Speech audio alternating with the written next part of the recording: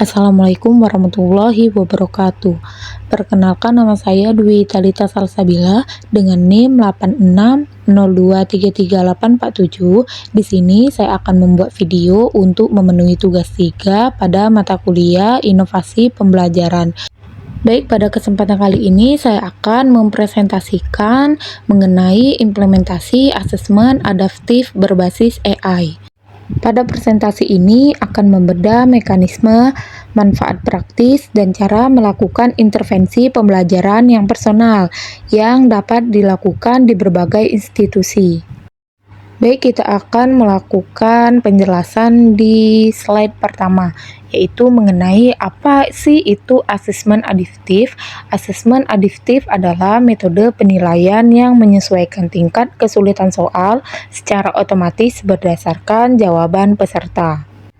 Baik, di sini ada Computerized Adaptive Testing atau CAT, di mana CAT ini termasuk dari contoh asesmen adaptif.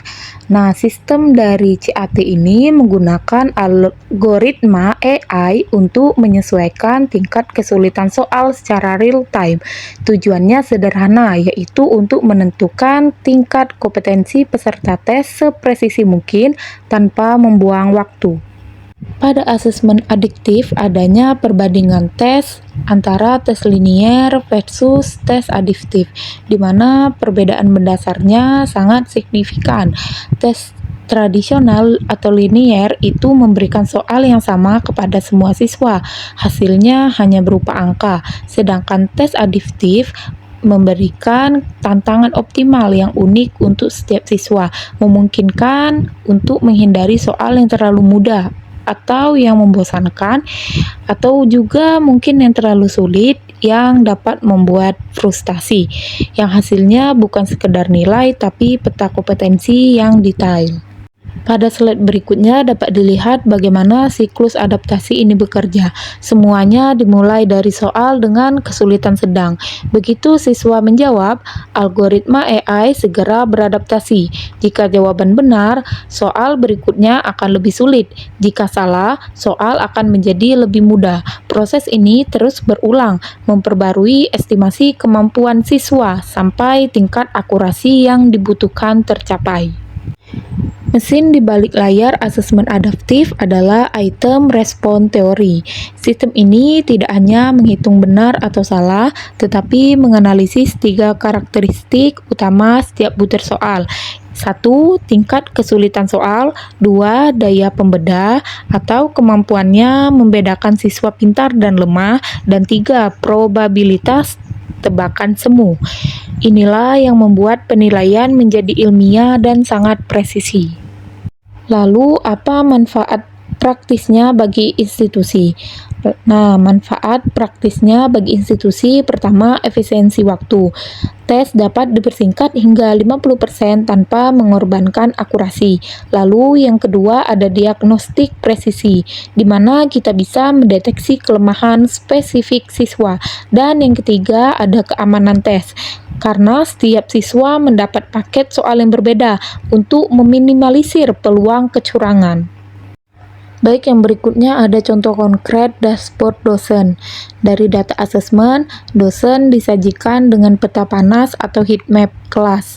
Misalnya, dapat dilihat bahwa mahasiswa bernama Siti memiliki penguasaan kuat di topik mean atau median, akan tetapi lemah di probabilitas dan hipotesis. Data ini segera mengubah data mentah menjadi wawasan yang siap ditindaklanjuti. Intervensi pembelajaran personal.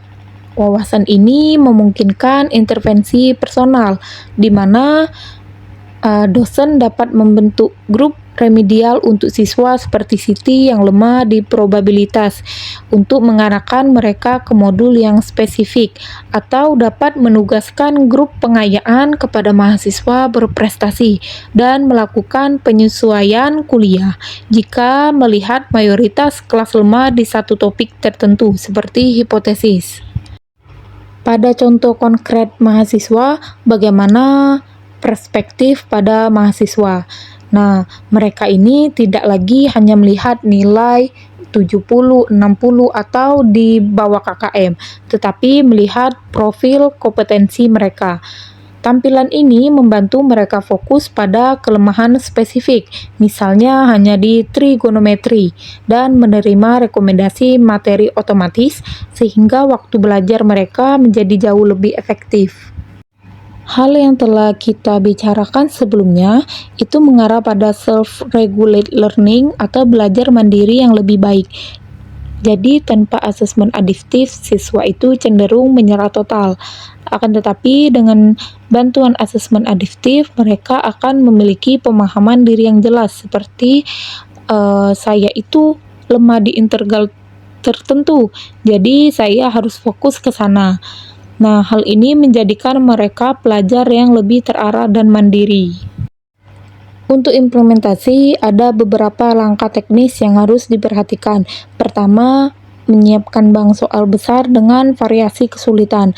Kedua, melakukan kalibrasi item untuk mendapatkan parameter item respon teori.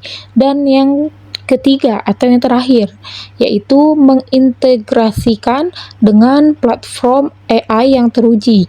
Dan yang terpenting, memberikan pelatihan dosen untuk memahami dan memanfaatkan dashboard analitik data.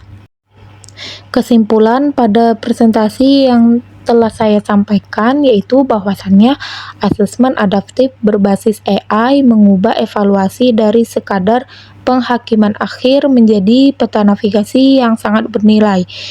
Hal ini dapat memberikan intervensi tepat sasaran bagi dosen dan personalisasi serta kemandirian bagi mahasiswa. Sekian presentasi dari saya. Apabila ada kata-kata saya yang salah, saya mohon maaf. Kepada Allah saya mohon ampun. Wassalamualaikum warahmatullahi wabarakatuh.